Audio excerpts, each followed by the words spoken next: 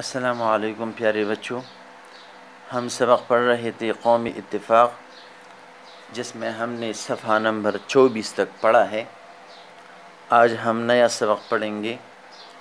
جس طرح نام سے واضح ہے، قومی اتفاق، مصنف نے اتفاق کے بارے میں بات کی ہے کہ ہماری جو قوم ہے اس کو اتفاق سے رہنا چاہیے، تبھی جا کر ہم کوئی کامیابی اور کامرانی حاصل کر سکیں گے۔ اسی سلسلے میں کہتے ہیں کہ یہ بات ہمیں بھولنی نہیں چاہیے کہ ان روحانی بھائیوں، جو روحانی بھائی ہے، جو سبق کی شروع میں مصنف نے ذکر کیا ہے کہ اللہ تعالیٰ نے تمام مسلمانوں کو آپس میں بھائی بھائی بنا کر ان کو ایک روحانی رشتے میں جوڑ دیا ہے، تو اس روحانی رشتے کی طرف اشارہ ہے کہ ان روحانی بھائیوں کے سوا اور بھی ہمارے وطنی بھائی ہے۔ وہ وطنی بھائی کہ یعنی وہ اس وطن میں، اس ہندوستان میں، چونکہ پاکستان تو اس وقت بنا نہیں تھا، تو ہندوستان کی ہم بات کریں گے۔ تو سر سید احمد خان کہتے ہیں کہ جو ہمارے مسلمان تو نہیں ہے لیکن اس وطن میں ہمارے ساتھ رہ رہے ہیں، اس لیے ان کو سر سید احمد خان نے وطنی بھائی کا نام دیا ہے۔ گو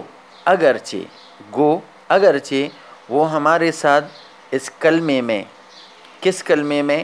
لا الہ الا اللہ محمد الرسول اللہ، کلمہ طیبہ جو ہے، اس کلمے میں ہمارے ساتھ شریک نہیں ہے۔ ہمارے ساتھ اس کلمے میں، تو اس کلمہ سے مراد لا الہ الا اللہ ہے۔ اب اس کلمے کی یہاں پر ایک زبردست تعریف کی ہے کہ اس کلمے نے، جس نے ہم مختلف قوموں، مختلف فرقوں کو ایک قوم اور آپس میں روحانی بھائی بنا دیا ہے۔ یعنی ہم دیکھتے ہیں مسلمان دنیا میں جہاں بھی مسلمان ہے وہ ہمارا بھائی ہے، چاہے وہ امریکہ میں ہو، چاہے وہ افریقہ میں ہو، چاہے وہ عرب میں ہو، یا چاہے وہ چائنا کے آخری سرے پر ہو۔ تو جہاں بھی کوئی مسلمان ہے تو وہ اسلام کے ناطے سے ہمارا روحانی بھائی ہے۔ تو اس کلمے میں جس نے ہم مختلف قوموں فرقوں کو لا کر ایک قوم اور آپس میں روحانی بھائی بنا دیا ہے، وہ شریک نہیں ہے۔ یعنی یہ لوگ، یہ جو ایک وطن میں ہمارے ساتھ رہ رہے ہیں، اگرچہ وہ کلمے میں شریک نہیں، مگر بہت سے تمدنی امور ہے۔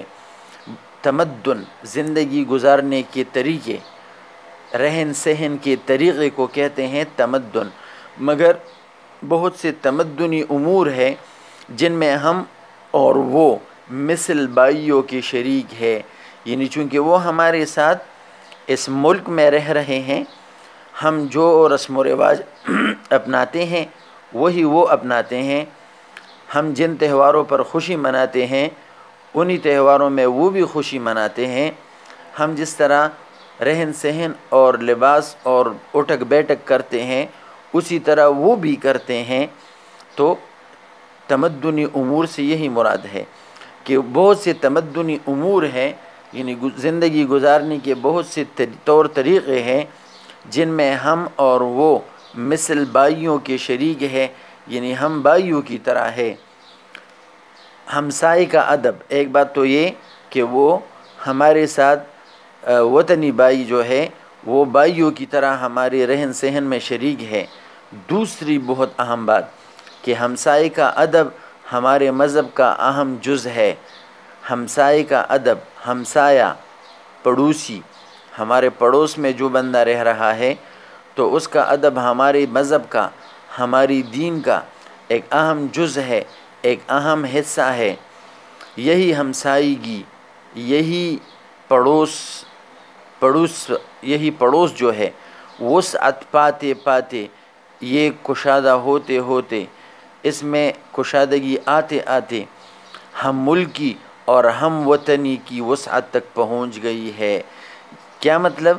یعنی جس طرح ہمارے پڑوس میں ایک بندہ رہتا ہے، ہم ان کے ساتھ اچھا برتاؤ کرتے ہیں، ہم ان کے دکھ درد میں شریک ہوتے ہیں، بہت سی باتوں میں ہم ان کا لحاظ کرتے ہیں۔ تو بالکل اسی طرح جو بندہ ہمارے ہاں ایک ملک میں ہمارے ساتھ رہ رہا ہے، اگرچہ وہ مسلمان نہیں ہے، وہ کلمے کا شریک نہیں ہے، لیکن چونکہ وہ ہمارا پڑوسی ہے تو اس پڑوسی پن کی وجہ سے ہمیں ان کا ہر طرح سے لحاظ رکھنا چاہیے اور بہت سی باتوں میں ان کا احترام اور خاطر کرنا چاہیے۔ ان ہم وطنی بھائیوں میں بھی دو حصے ہیں، جس طرح مصنف نے پہلے فرمایا ہے کہ ہمارے تمدنی امور جو ہے وہ دو طرح کے ہیں۔ ایک کا تعلق ہمارے اللہ تعالیٰ سے ہے، یعنی ہمارا دل، ہمارا عقیدہ اور ہمارا مذہب، اور پھر ایک ہمارے تمدنی امور کا دوسرا حصہ وہ انسانوں کے ساتھ ہے۔ تو انسانوں کے ساتھ وہ کیا ہے؟ وہ باہمی محبت، آپس کی دوستی، ایک دوسرے کی مدد اور ایک دوسرے کے ساتھ ہمدردی۔ تو اب کہتے ہیں کہ ان ہم وطن بھائیوں میں بھی دو حصے ہیں ہمارے۔ ایک میں ان کا تعلق خدا سے ہے، یعنی ایک فرض کریں ایک بندہ ہے ہندو ہے، ایک بندہ عیسائی ہے، ایک بندہ یہودی ہے، یا کسی بھی دین کا وہ کسی بھی دین کا فالور ہے، تو ایک میں ان کا تعلق خدا سے ہے، ایک بندہ ہے اس کا تعلق خدا سے ہے، کسی بھی دین پر وہ چل رہا ہے، اور ایک میں ابنائے جنس کا، اور دوسرا حصہ کیا ہے؟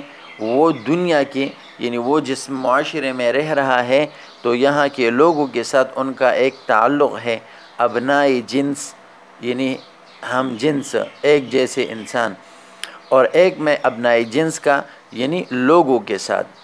تو مصنف وہی بات پھر دہرا رہے ہیں جو پہلے انہوں نے کہی ہے کہ خدا کا حصہ خدا کے لیے چھوڑو، یعنی وہ جو عبادت کر رہا ہے، جس مذہب پر جا رہا ہے، جس دین پر وہ جا رہا ہے، وہ اس کا اور اللہ کا معاملہ چھوڑ دو، اور جو حصہ ان میں ابنائے جنس کا ہے، جو حصہ ابنائے جنس کا ہے، جو حصہ انسانوں کے ساتھ ہے، یعنی ان کا تعلق جو انسانوں کے ساتھ رکھتا ہے، ان سے غرض رکھو۔ یہ بہت اہم بات ہے، غرض مطلب، مقصد، یعنی اس سے ہمیں مقصد رکھنا چاہیے، اس سے ہمیں مطلب رکھنا چاہیے، اس سے مطلب رکھو۔ تمام امور انسانیت میں امور امر کی جمع ہے، کام کو کہتے ہیں، حکم کو کہتے ہیں، تو امور انسانیت یعنی انسانیت کی جتنی بھی کام ہے جو تمدن و معاشرت سے تعلق رکھتے ہیں، اور جو زندگی گزارنے کے اور معاشرے میں زندگی گزارنے کے، معاشرے میں تعلق رکھنے کے جتنی بھی طور طریقے ہیں، ایک دوسرے کے مددگار رہو۔ چونکہ یہ سبق مصنف نے جب لکھا ہے، یہ مضمون جس وقت لکھا ہے، اس وقت ہندوستان میں ہر طرح کے لوگ رہ رہے تھے، مسلمان تھے، ہندو تھے، عیسائی تھے، سکھ تھے اور انگریز بھی تھے۔ تو یہاں پر مصنف نے بڑے کام کی بات کی ہے کہ دیکھو ایک بندہ ہے، اس کا خدا کے ساتھ جو تعلق ہے وہ خدا کے لیے چھوڑو، یہ دیکھو کہ وہ معاشرے میں کس طرح زندگی گزار رہا ہے۔ تو پھر کہتے ہیں کہ ایک دوسرے کے مددگار رہو، چونکہ اگرچہ وہ دین کا بھائی تو تمہارا نہیں ہے، لیکن وہ تمہارا وطنی بھائی ہے، تو لہٰذا اس وطنی یا ہم ملکی بھائی ہونے کی وجہ سے اس کا مددگار رہو۔ آپس میں سچی محبت رکھو، بے لوث محبت رکھو۔ سچی مطلب بے لوث، جس میں کوئی لالچ نہ ہو، سچی معنی جس میں کوئی لالچ نہ ہو۔ سچی دوستی رکھو، وہی بات جس میں کوئی لالچ نہ ہو، اور دوستانہ بردباری رکھو۔ یہ بڑا پیارا لفظ ہے، بردباری۔ تو مصنف کہتے ہیں کہ بردباری رکھو۔ بردباری کسے کہتے ہیں؟ بردباری معنی اپنی ذات کے لیے کسی سے بدلہ نہ لینا، معاف کرنا، درگزر کرنا۔ تو یہاں پر مصنف کہتے ہیں کہ سچی محبت اور دوستی رکھو، یعنی بے لوث محبت جس میں کوئی لالچ نہ ہو، اور دوستانہ بردباری رکھو، یعنی جس میں کسی قسم کا بدلہ نہ ہو، بلکہ ہمیشہ ایک دوسرے کو معاف کرتے رہا کرو۔ آگے مصنف کہتے ہیں کہ اتفاق کی خوبیاں، اتفاق یعنی یہ جو اتفاق ہے، اتفاق سے رہنا جو ہے، اس کی خوبیاں جو ہے وہ بہت زیادہ ہے۔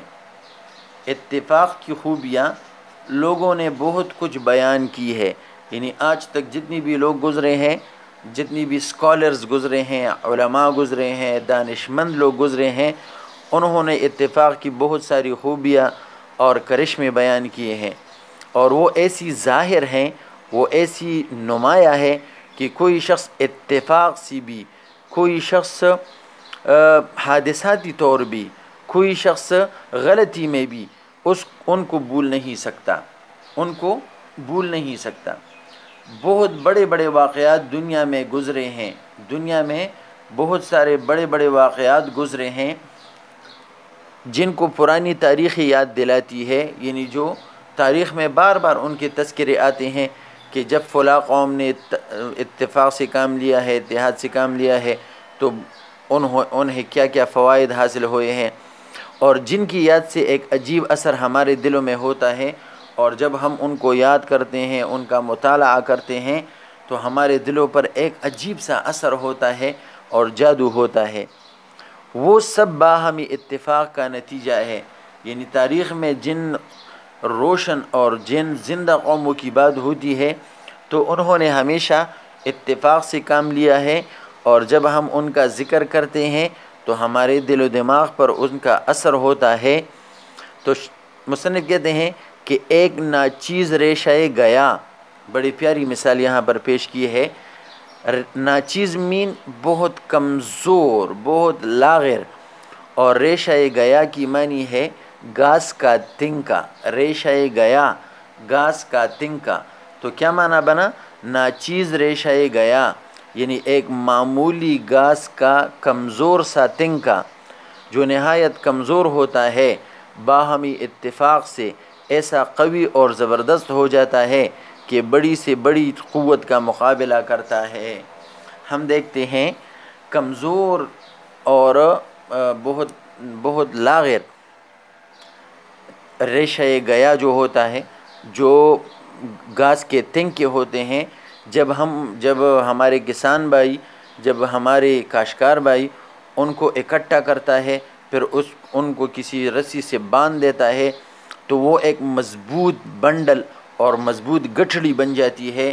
پھر کوئی بھی پہلوان سے پہلوان بندہ اور طاقتور سے طاقتور بندہ اس کو توڑ نہیں سکتا۔ بعض اوقات تو وہ اتنا وزنی ہو جاتا ہے کہ ایک بندہ بغیر سہارے کے اٹھا بھی نہیں سکتا۔ تو یہی بات مصنف کہہ رہے ہیں کہ ایک ناچیز ریشہ گیا یعنی گھاس کے معمولی سے جو تنکے ہوتے ہیں، کمزور تنکے، جو نہایت کمزور ہوتا ہے، باہمی اتفاق سے، یعنی جب وہ آپس میں رسی سے بن جائے، آپس میں رسی سے بنڈل بن جائے، تو ایسا قوی اور زبردست، دونوں کا ایک ہی معنی ہے طاقتور۔ قوی کا معنی ہے طاقتور، زبردست کی معنی بھی مضبوط ہو جاتا ہے کہ بڑی سی بڑی قوت کا مقابلہ کرتا ہے، یعنی پھر وہ کسی سے بھی ٹکرا سکتا ہے، اور وہ پھر کوئی آسانی سے اٹھا نہیں سکتا، کوئی اسے توڑ نہیں سکتا۔ اس وقت تعلیم یافتہ دنیا میں جو ترقی ہے، یہ بہت اہم بات مصنف نے چھیڑی ہے، چونکہ مصنف نے یورپ کا اور انگلینڈ کا دورہ کیا ہے۔ وہاں پر جو ان کے تعارف میں جو ہم نے پہلے پڑھا تھا کہ کیمبرج اور آکسفورڈ یونیورسٹیوں سے وہ بہت متاثر بھی ہوئے، ان کے تمدن اور طرز تعلیم سے۔ تو کہتے ہیں کہ اس وقت تعلیم یافتہ دنیا میں جو ترقی ہے، یا مہذب ملکوں میں جو کچھ طاقت ہے، وہ سب اتفاق کی بدولت ہے۔ یعنی جن قوموں کو ہم ترقی یافتہ کہتے ہیں، جاپان اور امریکہ اور یہ لوگ یا چائنا، تو ان لوگوں نے جو ترقی کی ہے، تو وہ سب ترقی انہوں نے کس وجہ سے؟ طاقت، اتفاق کی بدولت کی ہے۔ یا مہذب ملکوں میں جو ہم کچھ دیکھتے ہیں، جو ترقی دیکھتے ہیں، جو عروج دیکھتے ہیں، تو اس ترقی اور عروج کے پیچھے جو کمال ہے اور جو کرشمہ ہے، وہ اصل میں اتفاق ہے۔ اچھا جی، یہاں تک ہم نے پڑھا. آج آپ کا ہوم ورک وہی ہوگا. اس طرح کریں کہ جو سبق ابھی ہم نے پڑھا، اس سبق سے آپ نے جو مشکل الفاظ کی معنی ہیں، میں نے جان بوجھ کر کتاب کے اوپر نہیں لکھے ہیں، کیونکہ لیکچر کے دوران جو میننگز میں نے بتائے ہیں وہ آپ نے لکھنے ہیں ایک رف پیج پر. وہ لکھے تاکہ آپ کی ذہن نشین ہو جائے، اور اس سے تقریباً کم سے کم آپ نے 10 MCQs بنانے ہیں. السلام علیکم.